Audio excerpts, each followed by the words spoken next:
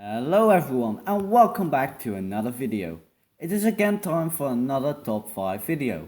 Last week I showed you what I think are the top 3 best Galactic assault maps. Today we're going to do the exact opposite of that. Meaning that we are going to talk about the top 3 worst Galactic assault maps in Battlefront 2. I have also made a top 3 of the worst and best supremacy maps, so if you enjoy this video you can also check those out as well. And before we start, I want to say that this video is completely based on my opinion, so if you don't agree, please say so in the comments down below. But without further ado, let's get right into the video. Hope you enjoy. Oh, and one more thing. None of the maps that are on this list are bad. They just have some lesser factors than other maps, and that is why they are on this list. Number 3. Kashyyyk. Kashyyyk is actually not a really bad map. I often quite enjoy playing on it, and I think that it is a really cool looking map that gives you a really good immersive feeling. But why is it then on this top 3? Well, Kashyyyk is just way too long. On most maps it takes around 10 to 20 minutes to complete the full 3 to 4 phase match, but Kashyyyk in most cases takes way longer, sometimes even up to 30 minutes. And then when the match is finally over, you get to play it all over again, but then on the other side. This makes Kashyyyk really boring and repetitive, and so I mostly am not excited when it shows up in my screen as the next map. In addition to this, starfighters are a pain in the butt for a big part of the map, what is really annoying and not necessary. Because of all these points together, it makes our number 3 today. Number 2. Geonosis. Wait, what? This map on the top 3 worst maps in Galactic Assault? That is unthinkable. Indeed it is. But nonetheless, here we are. I personally think that Geonosis in Galactic Assault is one of the worst maps in the game. Don't get me wrong, I love both the look as the objective, but there is always one thing that really disturbs me. This being the awful spawn points on the map. Especially when you go from the first to the second phase. You often have to walk 200 meters plus to even fight an enemy. It is just nuts. It makes the map really annoying. Also, the map is just way too big for Battlefront 2 combat. You barely see any enemies, and for a game that is mostly made for close combat, that is really not a good thing.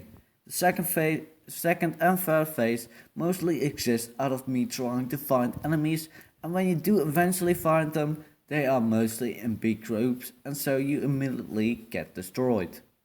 Plus, when you move around, you are super vulnerable, especially as the separatists, since the Republic always has the high ground. You mostly just get sniped in the face by an N2242 tryhard sniper or Leia's secondary fire. It is super annoying. And lastly, in my heart this map carries a little bit of hate, since it always reminds me of how badly dies in the Galactic Assault.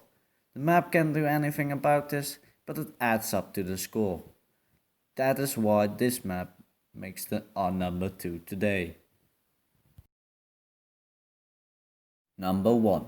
Yavin IV. This ranking absolutely has nothing to do with the map itself. For example, I ranked Yavin IV number 1 in the top 3 best supremacy maps, since I think this map just looks absolutely stunning and is really great fun.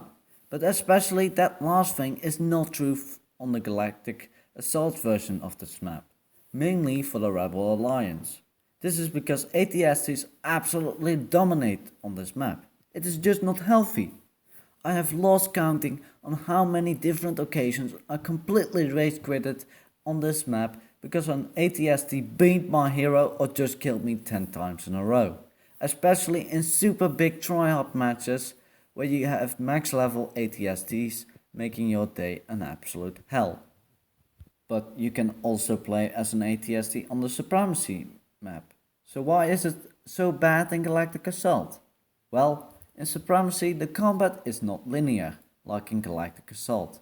In GA you have a clear front line, and so ATSTs only have to watch 100 degrees area, and so they can easily see threats and eliminate them. In Supremacy on the other hand, attacks can come from every single direction, and the jungle makes it really easy to just hide when an ATST faces your area. Also, in Supremacy, ATSTs are, because of the non-frontline combat, mostly not escorted by a group of troopers. This, plus the other reasons, makes dealing with ATSTs in Supremacy way easier.